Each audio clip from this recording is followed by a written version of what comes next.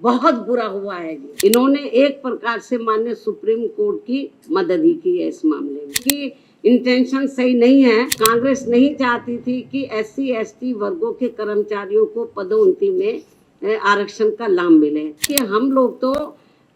BJP Congress को ही कोस सकते हैं। मुश्किल से 10 या 11% लोग ही मजबूत हो गए होंगे, बाकी 90% लोगों की हालत तो बहुत ज्यादा खराब है। मीडिया बंधुओं, आज की प्रेस कॉन्फ्रेंस माननीय सुप्रीम कोर्ट के 7 न्यायाधीशों के संवैधानिक पीठ द्वारा अभी हाल ही में 1 अगस्त 2024 को देश में अनुसूचित जाति व अनुसूचित जनजाति के आरक्षण के संदर्भ में जो एक अति महत्वपूर्ण निर्णय दिया गया है, तो उसके संबंध में अपनी पार्टी की प्रतिक्रिया जाहिर करने के लिए बुलाई गई है, जिसमें अनुसूचित जाति व जनजाति के लोगों को पुनः उप वर्गीकृत सब क्लासिफिकेशन अर्थात सब क्लासिफिकेशन किए जाने को मान्यता प्रदान की गई है, जिसको लेकर और भी बहुत सी बातें कही गई हैं। उनसे हमारी पार्टी कतई भी सहमत नहीं है और इस संबंध में माननीय सुप्रीम कोर्ट द्वारा दविंदर सिंह बनाम पंजाब राज्य मामले में पारित इस आदेश के अनुसार अब राज्य सरकारें अनुसूचित जाति व जनजाति की सूची के भीतर आरक्षण के लिए उप वर्गीकरण अर्थात नई सूची बना सकेंगी, जिससे फिर अनेकों समस्याएं उत्पन्न होंगी। और अब माननीय सुप्रीम कोर्ट ने अपने 1 अगस्त 2024 के इस निर्णय से 20 वर्ष पूर्व दिया गया निर्णय, जो सन 2004 में 5 न्यायाधीशों की संवैधानिक पीठ द्वारा EV चिनैया बनाम आंध्र प्रदेश राज्य में दिया गया था, तो उसको पलट दिया है, जिसमें अनुसूचित जातियों व अनुसूचित जनजातियों के भीतर किए जाने वाले वर्गीकरण को मान्यता देने से इनकार कर दिया गया था। और ये भी कहा गया था कि अनुसूचित जातियों व अनुसूचित जनजातियों के भीतर उप वर्गीकरण नहीं किया जा सकता है, क्योंकि वे एक ही समरूप अर्थात समान वर्ग में आते हैं।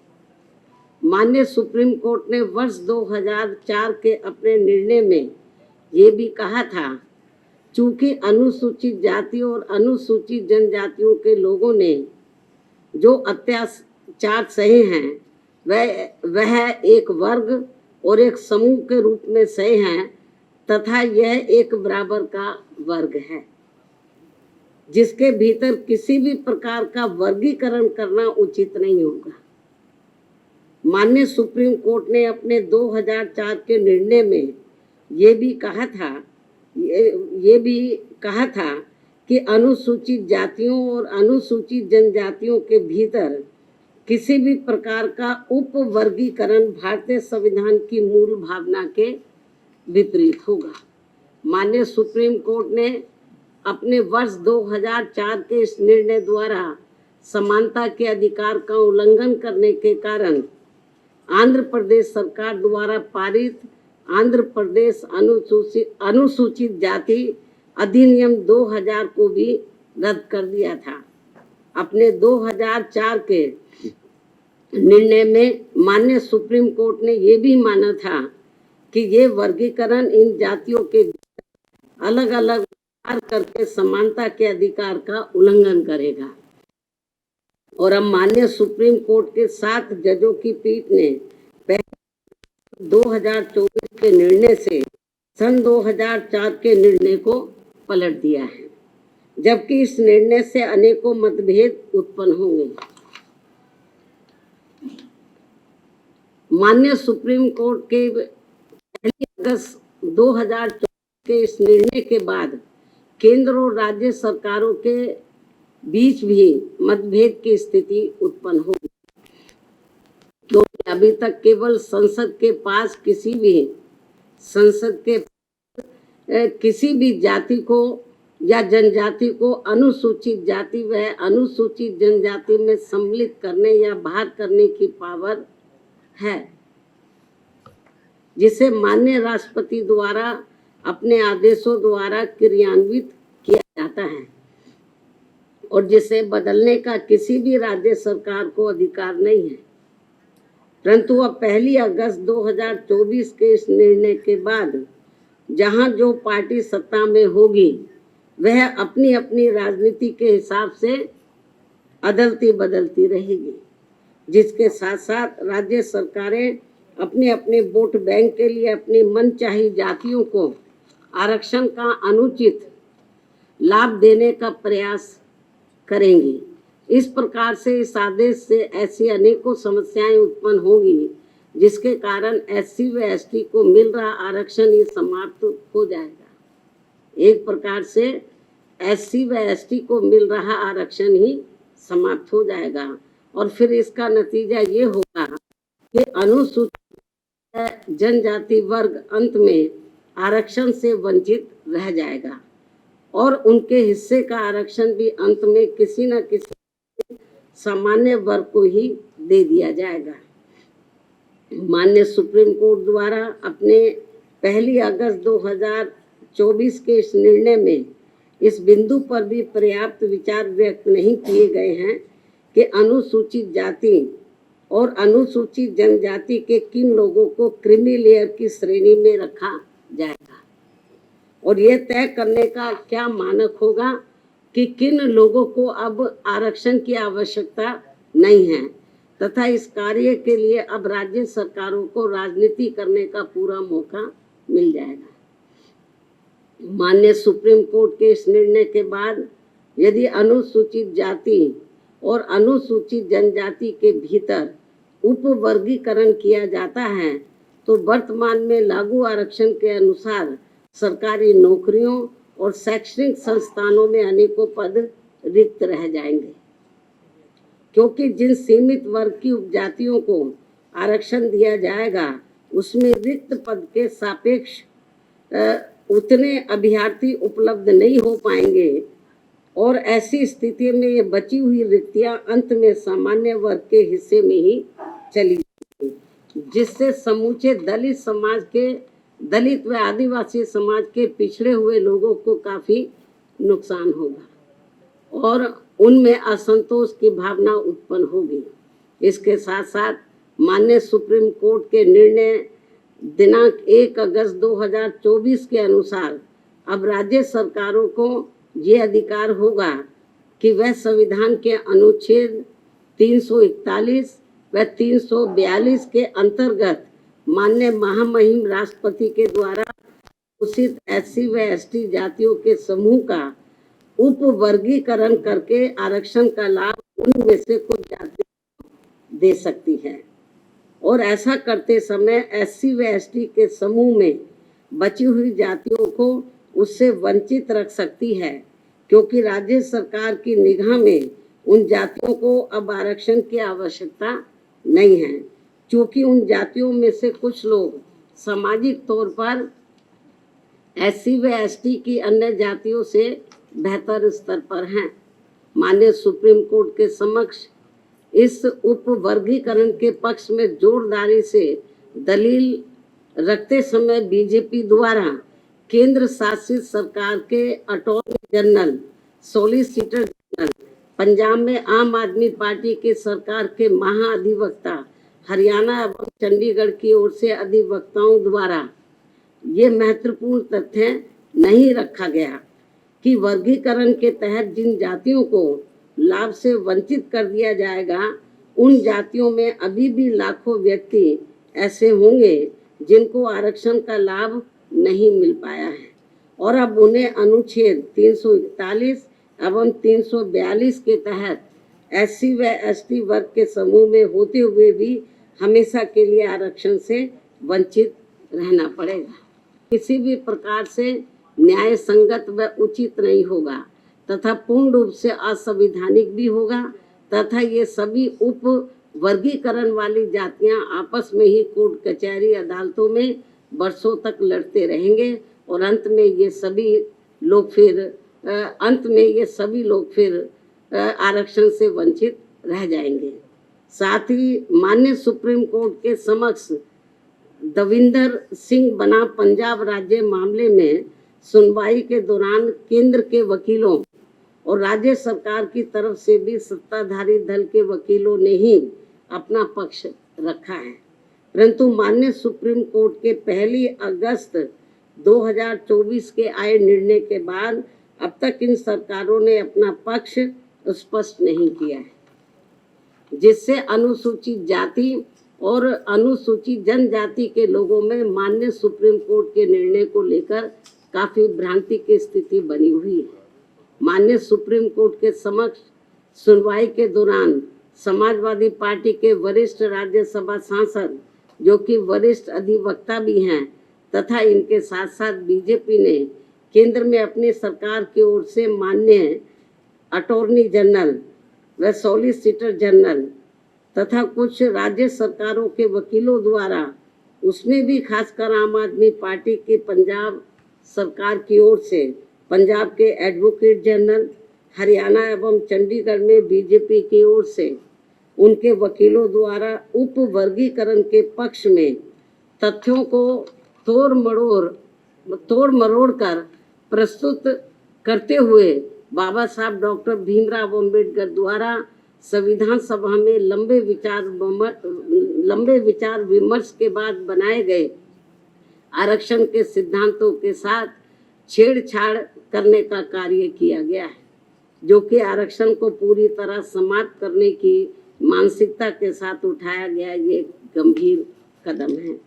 साथ ही माननीय सुप्रीम कोर्ट के 1 अगस्त 2024 के दिए गए निर्णय के बाद अनुसूचित जाति और जनजाति के लोगों के भीतर आपसी द्वेष की भावना बढ़ेगी और समाज में विभाजन की भावना को और अधिक बढ़ावा मिलेगा,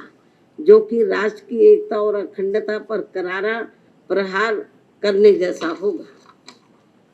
जबकि अनुसूचित जाति व जनजाति कोई साधारण जाति नहीं है, ये केवल भारतीय संविधान के अनुच्छेद 341 व 342 की अधिसूचना के जरिए अस्तित्व में आई है और यह अनुसूचित जातियों व जनजातियों का एक मिश्रण है और एक बार अधिसूचित होने के बाद फिर यह एक समरूप समूह बन जाता है। साथ ही राज्य के द्वारा ये उप वर्गीकरण अनुच्छेद 341 एवं 342 के तहत राष्ट्रपति जी की अधिसूचना का उल्लंघन होने के साथ साथ ये पूर्ण रूप से असंवैधानिक भी होगा, क्योंकि कोई भी राज्य सरकार राष्ट्रपति की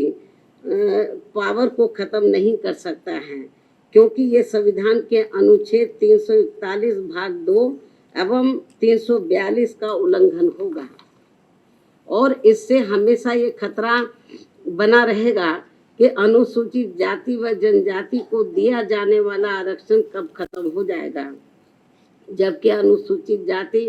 व जनजाति समुदाय के लोगों का वर्गीकरण का एकमात्र मूलभूत आधार सामाजिक गैर बराबरी अर्थात छुआछूत व जात पात रहा है।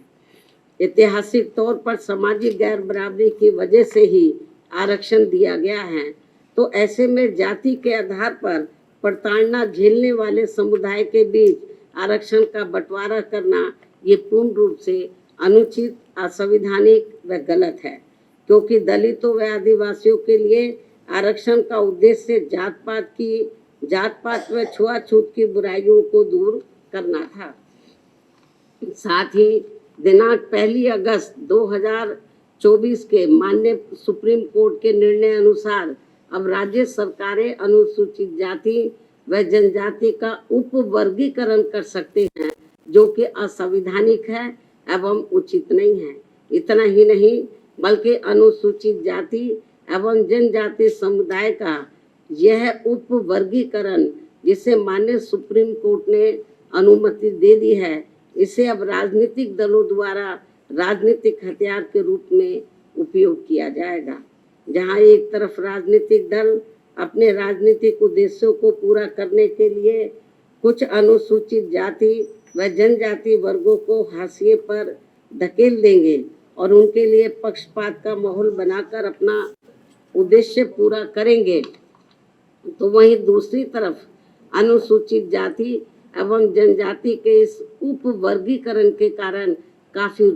पद रिक्त रह जाएंगे और आगे चलकर फिर उन पदों के अनारक्षित श्रेणी में तब्दीली हो जाने की प्रबल संभावनाएं होंगी। अतः जिस मुख्य उद्देश्य के लिए परम पूज्य बाबा साहब डॉक्टर भीमराव अंबेडकर ने संविधान के तहत अनुसूचित जाति एवं जनजाति वर्ग को आरक्षण दिया था, उसे अब एक प्रकार से प्रभावहीन बना दिया जाएगा, अर्थात खत्म कर दिया जाएगा। वैसे भी खासकर बीजेपी, कांग्रेस व समाजवादी पार्टी आदि हमेशा से ही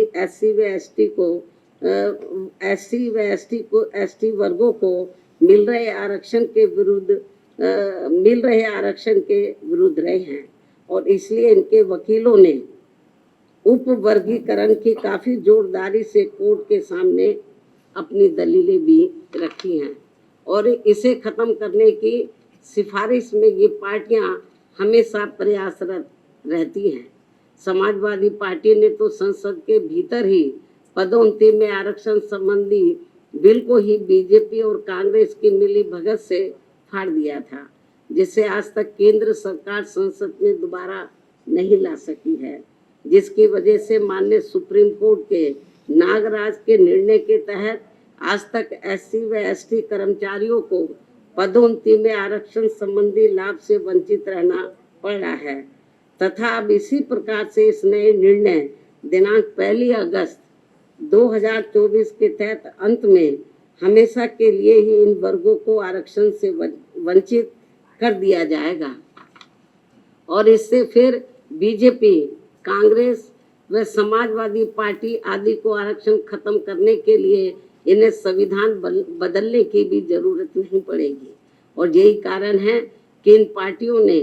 केंद्र सरकार व राज्य सरकारों की तरफ से उचित पैरवी भी नहीं की है और काफी कुछ उप वर्गीकरण के पक्ष में दलीलें रखी हैं, जिससे कि मौजूदा चल रहे आरक्षण के विरुद्ध निर्णय आए। और यदि बीजेपी के एनडीए व इंडिया अलायंस की सभी पार्टियों की नीयत ठीक होती और वो एससी व एसटी को मिल रहे आरक्षण में छेड़छाड़ आदि करके उसे खत्म नहीं करना चाहते, तो फिर मेरी इन सभी पार्टियों से ये अपील है कि ये सभी पार्टियां इस विषय पर, इस मुद्दे पर देश के समूचे एससी व एसटी समाज के समक्ष अपना पक्ष स्पष्ट करें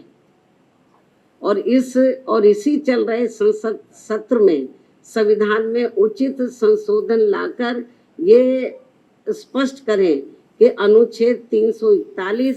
व 342 के तहत माननीय राष्ट्रपति द्वारा घोषित एससी व एसटी जातियों के संबंध में भविष्य में किसी भी प्रकार की छेड़छाड़ व उप वर्गीकरण करने का अधिकार किसी को भी नहीं होगा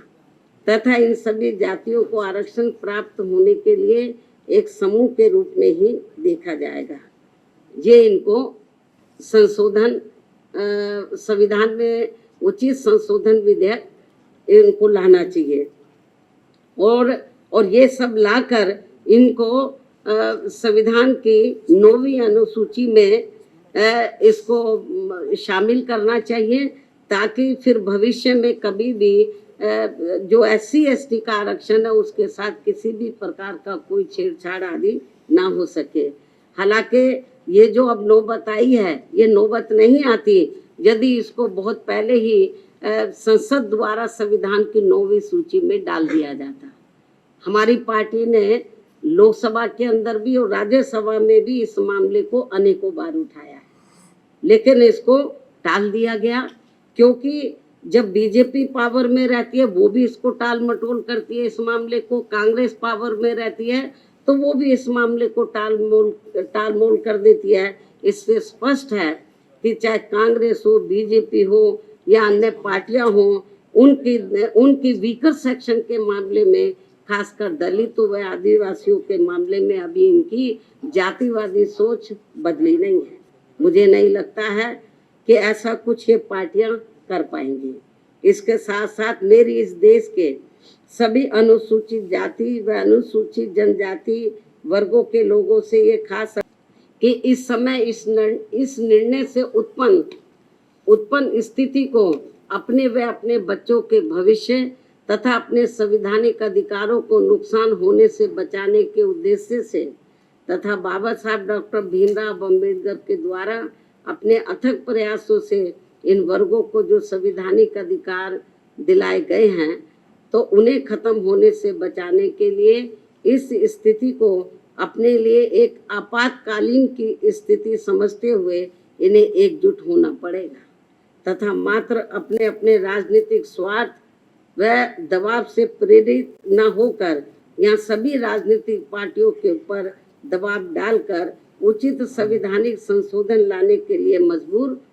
करना पड़ेगा। इस खास अपील के साथ ही अब मैं माननीय सुप्रीम कोर्ट से भी ये पुरजोर अपील करती हूँ कि वे देश में SC व ST वर्गों के हितों में अपने 1 अगस्त सन 2024 के दिए गए फैसले पर खुद ही पुनर्विचार करके इसमें मेरी इन सब बातों को खास ध्यान में रखते हुए जरूरी बदलाव लाए, तब्दीली लाए, वरना इन वर्गों में से आरक्षण के पात्र लोगों को बड़ा भारी नुकसान हो जाएगा। इस खास अपील के साथ ही अब मैं अपनी बात यहीं समाप्त करती हूँ। धन्यवाद। जय भीम व जय भारत।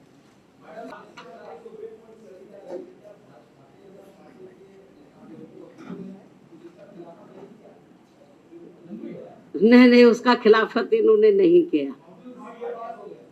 वो पूरा उन्होंने तो बल्कि इस में वो ऐसी दलीलें रखते रहे कि जिससे माननीय सुप्रीम कोर्ट को ये फैसला देने में उनको और मदद मिल गई। चाहे तो कांग्रेस की ओर से वकील खड़े हुए या सरकार की ओर से खड़े हुए हों, इन्होंने एक प्रकार से माननीय सुप्रीम कोर्ट की मदद ही की है इस मामले में। तो इससे जाहिर हो जाता है कि इनकी इंटेंशन सही नहीं है और ये लोग SC और ST को जो रिजर्वेशन मिल रहा है इसको सीधा खुद ना खत्म करके माननीय कोर्ट के जरिए, जुडिशरी के जरिए ये इसको खत्म करना चाहते और इसमें ये लोग काफी हद तक कामयाब भी हो गए हैं और हमारी पार्टी इसको लेकर बड़ी चिंतित है।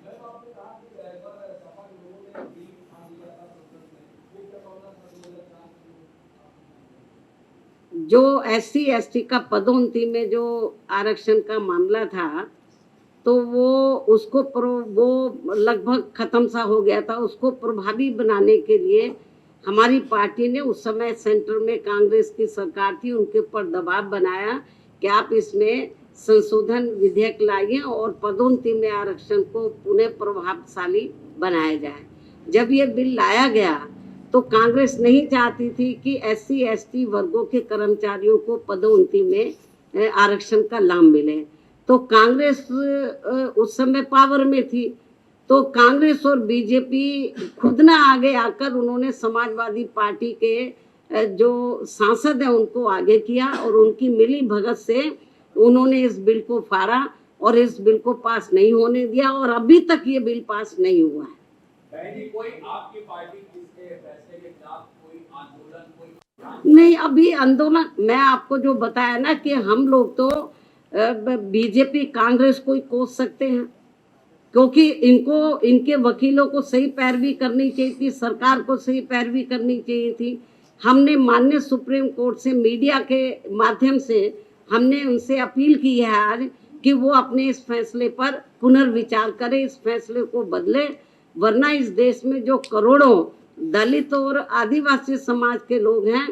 तो जिनको अपने पैरों पर खड़े करने के लिए परम पूज्य बाबा साहब डॉक्टर अम्बेडकर ने जो इनको आरक्षण की सुविधा दी थी, यदि ये खत्म हो गई तो बड़ा मुश्किल हो जाएगा। और जो लोग ये कहते हैं कि एससी में या एसटी में जो जातियां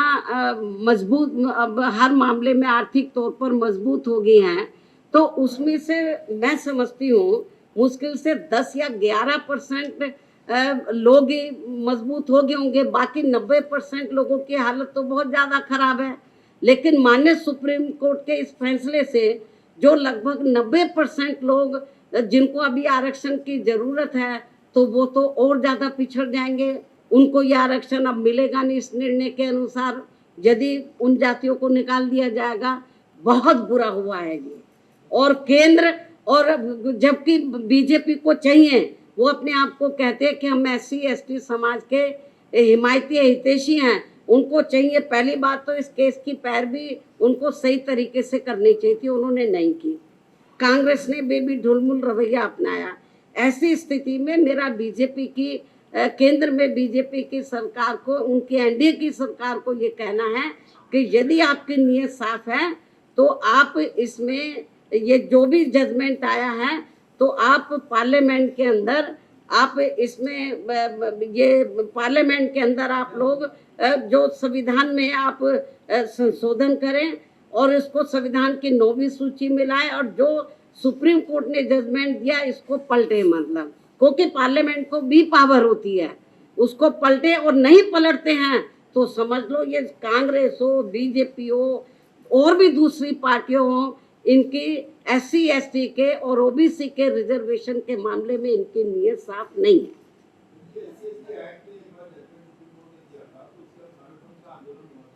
अभी आप रिजर्वेशन की बात करो, विषय को डाइवर्ट मत करो। बहन जी, आपको ऐसा नहीं लगता कि जैसे उत्तर प्रदेश की अगर हम लोग कॉन्टेक्स्ट में बात कर लें कि शेड्यूल कास्ट में जैसे जाटव जो बिरादरी है वो थोड़ी सी मजबूत हो गई है, आप वाल्मीकि की बात, मेरी बात सुनो, जो जाटव या जाटव से मिलती जुलती जो और जातियां हैं, यदि उनमें से कुछ लोग आर्थिक तौर पर मजबूत हो भी गए हैं, पूरा समाज तो नहीं हुआ है। हम ये नहीं कहते कि जो मजबूत हो गए हैं आप क्रीमी लेयर के जरिए आप उनको मत दो फायदा, मतलब हम कोई उसके पक्षधर नहीं है, लेकिन 90% लोगों की तो हालत बहुत ज़्यादा खराब है, उनको तो रिजर्वेशन मिलना चाहिए। और जो 9-10% जो जाटव या इससे मिलती जुलती जातियों की स्थिति, आर्थिक स्थिति सुधर भी गई है, लेकिन समाज में तो आज भी जातिवादी लोग उनको पुराने नजरिए से देखते हैं, जात पात तरीके से देखते हैं, इसलिए अभी इन सबको रिजर्वेशन की बहुत ज्यादा सख्त जरूरत है। नहीं, अभी ये तो माननीय सुप्रीम कोर्ट को बताना चाहिए था ना, हम लोग तो नहीं करेंगे। सुप्रीम कोर्ट ने कोई इसका पैमाना अभी तय किया नहीं है, बहुत ढुलमुल ये जजमेंट है। और इस तरीके से इसकी आड़ में राज्य सरकारें जो एससी एसटी को अभी तक रिजर्वेशन मिल रहा है इसको बिल्कुल निष्प्रभावी बना देंगी, ना के बराबर इसको कर देंगी, लोगों को कोई इसका लाभ नहीं मिलेगा। नहीं, हमारे को तो उन्होंने कब बुलाया ही नहीं, जबकि हमारी पार्टी इनके लिए लड़ाई लड़ती रही है। हमको भी बुलाते तो हमारी ओर से वकील जरूर जाता।